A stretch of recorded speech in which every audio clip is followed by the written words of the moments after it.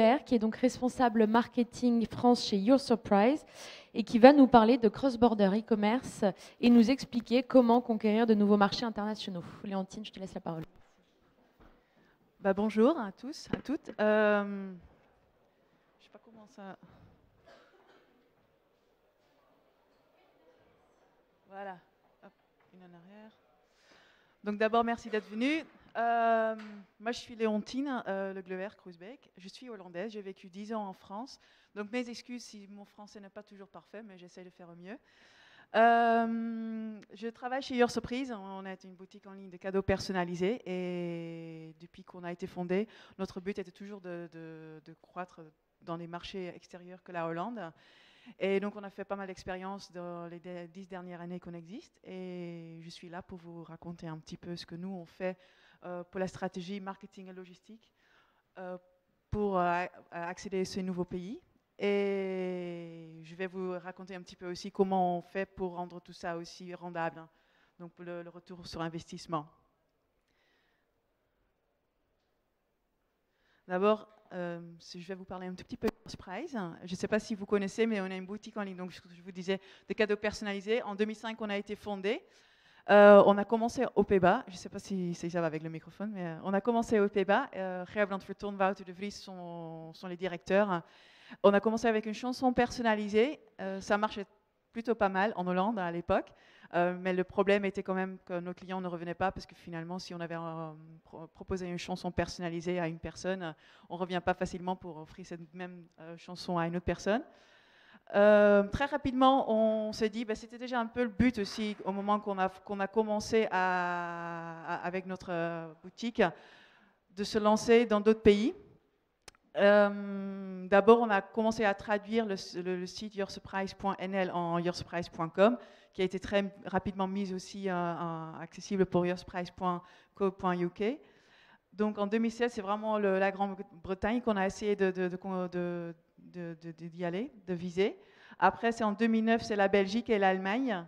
En 2009-10, c'est moi qui est arrivé chez Your Surprise et j'ai traduit le site avec un stagiaire. Et puis après, on a commencé les ventes en France. 2012, c'est la Suisse. Et 2014, pour nous, c'était une étape très importante parce qu'on a rendu les sites en multilingue, ce qui n'est pas toujours évident. Donc, on a pu mettre le site suisse en français et allemand, la Belgique en flamand et français, et le site luxembourgeois aussi en français et allemand. On a également ouvert des sites aux pays scandinaves, et notamment la Suède, où on a vraiment embauché quelqu'un au début pour traduire le site et pour commencer le marketing là-bas. Et les autres sites, pour le moment, sont encore en anglais. Donc le site finlandais, norvégien et danois sont en anglais pour le moment. Et puis en 2016, là, on est en train de voir les autres pays qui peuvent nous intéresser. Peut-être qu'on va encore les ouvrir en 2016, peut-être ce sera début année 2017. Et ce sera, oui, on est plutôt en train de regarder pour le sud d'Europe, donc l'Italie, l'Espagne. Donc Your Surprise, parce qu'on fait des cadeaux personnalisés. Nos plus grandes parts de chiffre d'affaires vient de nos sites d'internet. Donc c'est vraiment le marché consommateur où les différents consommateurs dans les différents pays peuvent commander directement leurs cadeaux personnalisés sur notre site. Après, on fait aussi la vente par B2B et justement, c'est le fait qu'on a beaucoup d'expérience en tout ce qui est B2C, on peut proposer des solutions sur mesure pour nos clients B2B. Donc, ce qu'on leur propose, il y a par exemple des grandes marques. On a fait je ne sais pas si vous connaissez les bouteilles Coca-Cola il y a 2 ans qui avaient les prénoms personnalisés. On a fait ça pour les pays nordiques et la Hollande. Donc, on a personnalisé les bouteilles avec les prénoms et nous, on a pris en charge la production et la logistique, la distribution et le service client. On travaille régulièrement aussi avec des agences de marketing pour des grandes marques. Là, par exemple, c'était pour Apéricube. Les personnes recevaient un code avec lequel ils pouvaient créer un plateau de services personnalisés. Et en fait, surtout pour Coca-Cola et pour les agences de marketing, le fait qu'on connaît nos services consommateurs, on peut aussi leur proposer quelque chose qui convient bien. Donc, on pense avec eux déjà à des solutions de distribution de logistique, puisqu'il n'est pas toujours évident si on parle de la personnalisation à l'unité. Et donc, pourquoi vouloir partir à l'étranger? Bah déjà, on est en Hollande, nous, donc c'est pas un marché qui est très, très, très grand. Donc, très vite, on était allé voir quand même ailleurs pour voir comment agrandir nos marchés. On est hollandais et on se retrouve déjà à peu près partout dans le monde. Si on part en vacances, il y a toujours un Hollandais quelque part. Donc, probablement, c'est dans notre ADN et donc, on ne peut pas s'en empêcher d'aller voir ailleurs.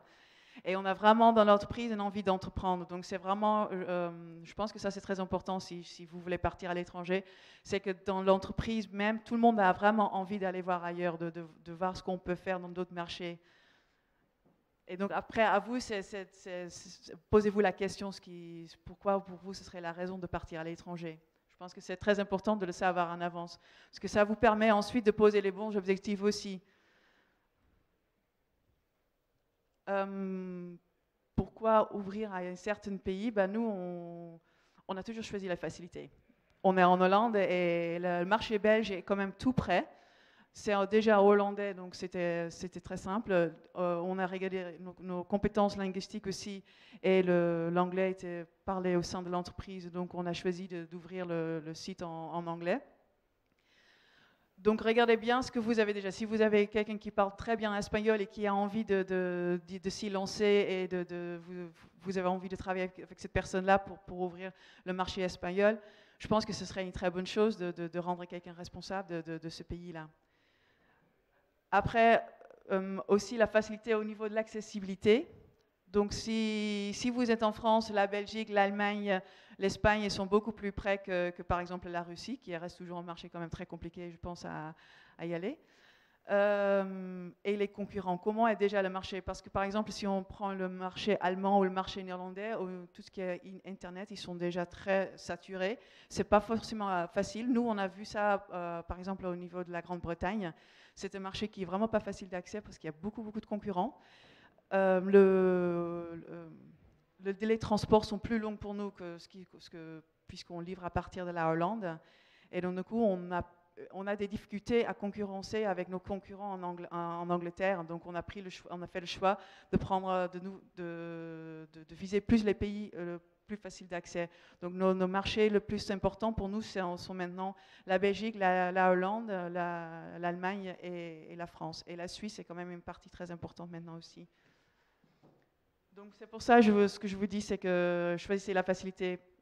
Pour rendre votre site accessible, donc ce sont les traductions.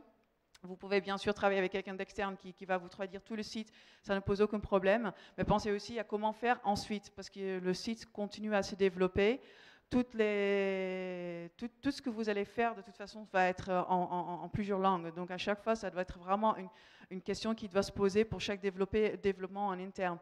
Nous, on travaille avec un éditeur qui personnalise les cadeaux, et donc à chaque fois qu'on fait une petite modification à cet éditeur-là, tout doit être retraduit dans les autres langues aussi. Ce qu'on a fait, c'est que notre site internet, on travaille avec une équipe de développeurs d'une dizaine de personnes, donc on fait beaucoup de tout ce qui est outils de logiciels, on les fait en interne, et donc pour le back-office, donc le back-end de notre site internet, tout était mis à disposition pour que ce soit accessible en plusieurs langues. Donc on peut tout traduire en plusieurs langues et après il faut aussi que ce soit recopié sur les sites multilingues. Et donc ça c'est un point auquel il faut penser tout le temps. Mettre le site seulement en vente, c'est une chose, mettre le site en ligne, c'est une chose, mais après il y a tout ce travail continu qu'il ne faut pas oublier. Après, c'est comment vous faire connaître. Donc, au niveau marketing, pour nous, ce qui est très important, ce sont les partenaires locaux. Essayez de voir ce qui marche bien déjà dans les pays. Donc, regardez ce que font vos concurrents. Souvent, si vos concurrents travaillent bien, bah, autant faire un petit peu comme eux, c'est jamais trop mal. Et choisissez aussi les grands sites où il y a beaucoup de personnes qui vont régulièrement dans les sites et essayez de voir avec eux comment travailler ensemble.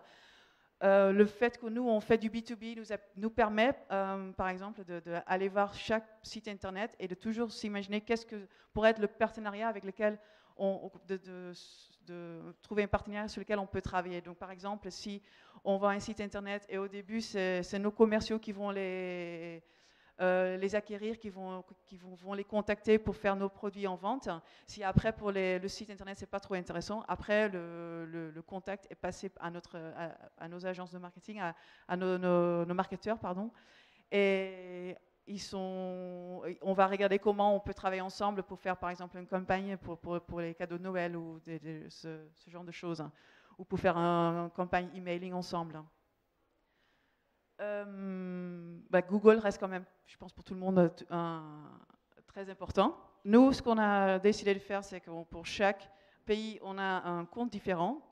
Les personnes qui sont en charge du pays sont aussi en charge des comptes AdWords de ce pays. Donc, peut-être pour vous expliquer, notre service e-commerce est constitué des personnes qui sont responsables des pays. Donc, moi, par exemple, je suis responsable France, et puis il y a mon collègue qui est responsable Allemagne. On a une personne qui supervise tous les comptes AdWords, et il y a une personne qui supervise les SEO. Puis on a les agences, les gens responsables du B2B qui font vraiment l'acquisition. Et puis on a les copywriters, on travaille tous en équipe.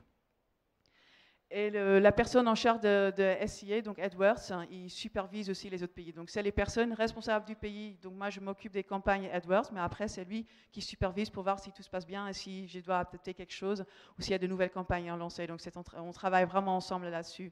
Donc ça permet d'avoir des personnes qui sont très orientées vers les pays, qui ont plutôt une connaissance très large de tous les leviers, et puis certaines personnes qui vont plus profondément dans tout ce qui est les connaissances au niveau SEO et SEA, et pouvoir propager cette information aux autres personnes dans l'équipe. Pour Facebook, pour chaque pays, on ouvre une page Facebook, en tout cas pour la langue. Donc on a une page Facebook en français. Après, à vous de voir si éventuellement vous dites... pour l'Allemagne, par exemple, on a une page Facebook pour l'Allemagne, mais aussi une page Facebook pour l'Autriche. Donc ça, c'est un choix à faire. Et pareil pour la Belgique, on a une page Facebook belge et une page Facebook Hollande. Donc ça dépend après un petit peu combien de personnes vous likez vos pages. Et pour les plateformes d'affiliation, nous d'abord, on regarde toujours avec les plateformes avec lesquelles on travaille déjà, s'ils travaillent déjà dans les pays auxquels on va s'ouvrir. Donc, s'ils ont déjà des bons moyens pour pouvoir accéder à ce pays, s'ils ont beaucoup d'affiliés dans ces pays-là, c'est une bonne option parce que c'est facile et vous pouvez y lancer facilement. Par contre, si au bout d'un certain temps ou déjà au début, vous voyez que la plateforme d'affiliation avec laquelle vous travaillez ne correspond pas tout à fait à ce pays-là, franchement, regardez ailleurs. C'est quand même mieux d'avoir une bonne plateforme d'affiliation au lieu d'avoir quelqu'un que ça traîne un petit peu et que ça s'ouvre pas tant que ça. Et oui, je pense, investissez-vous dans les relations locales. Donc pour nous, ce marché B2B nous permet d'avoir des clients en Allemagne, en France et en Belgique, des gros clients. Souvent, ce sont des sites internet aussi, et ça nous permet d'avoir des connaissances du marché, de parler avec eux, de les rencontrer régulièrement et d'échanger avec eux sur les sujets qui se passent en France. Donc c'est une possibilité de rester au courant de ce qui se passe dans le pays. La logistique, c'est jamais trop évident pour aller à l'étranger. Par exemple, pour nous, la France, pour livrer, c'est pas toujours facile. D'abord, avant de vous y lancer, pensez bien regardez bien ce que sont les habitudes locales.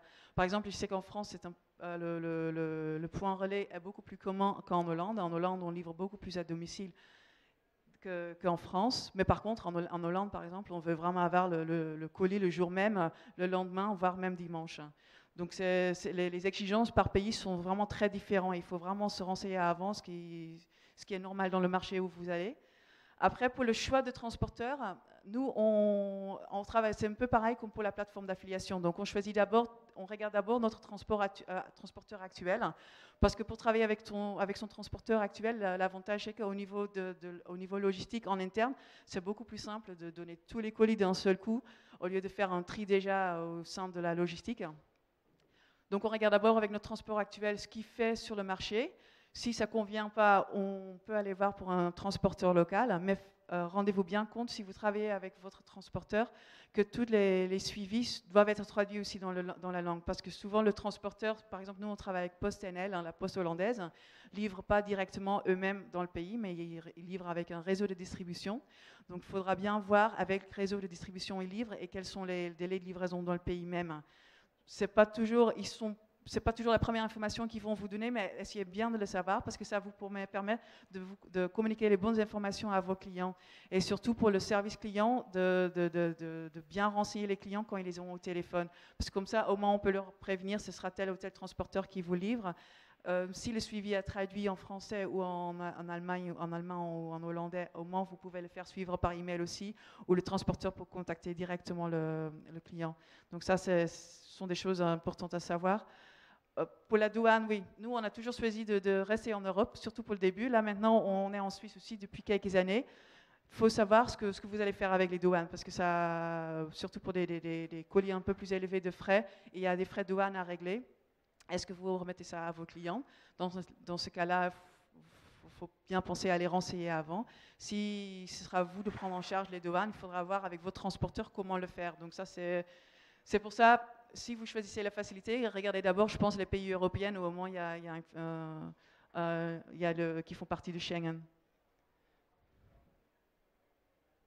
Et pour le service client, c'est peut-être intéressant de vous dire aussi, notre service client est dans toutes les langues, à part pour les pays nordiques, c'est en anglais, mais on a des personnes qui répondent en allemand et qui répondent en français directement à nos clients. Et c'est vrai que le site internet déjà donne un numéro en français, donc vraiment un numéro qui commence avec 01 82, donc pour nos clients n'ont pas l'idée qu'ils appellent directement à l'étranger, ils ont quelqu'un au téléphone qui est francophone, donc pour eux c'est confortable en tout cas. Après, nous, on dit clairement aux clients que voilà, ça part de la Hollande, qu'on est basé en Hollande, mais le fait qu'ils ont ce contact direct avec un francophone ou avec une personne allemande, c'est beaucoup plus confortable pour nos clients.